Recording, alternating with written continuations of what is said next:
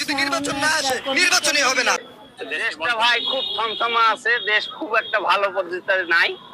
তবে দেশ এখন নির্বাচনের পরে যে ভালো হবে কি হবে না বলা যাচ্ছে না। যে আসে সেই দুর্নীতি শুরু করে। তবে আমার দৃষ্টিতে আওয়ামী লীগ আসাই ভালো।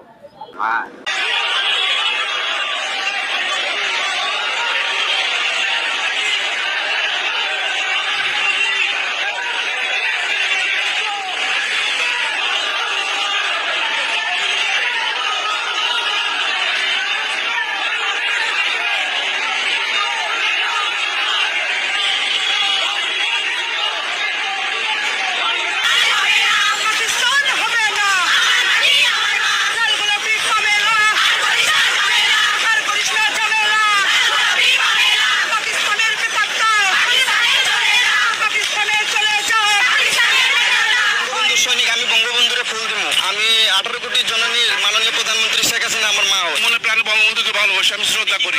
আমাদের আওয়ামী লীগের সমর্থকদের তাদেরকে হেনস্থা করা হয়েছে কেন ভাই?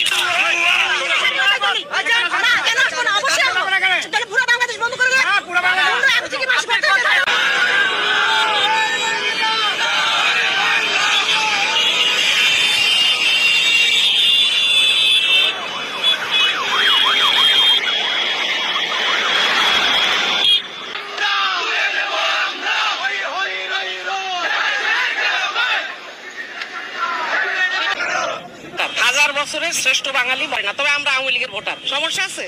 ইসি নিজেই বলছে যে সমর্থনকারীরা ভোট দিতে যাবে। এখন ইসির বাপেটা দিবে না কারা দিবে তাকে জানে।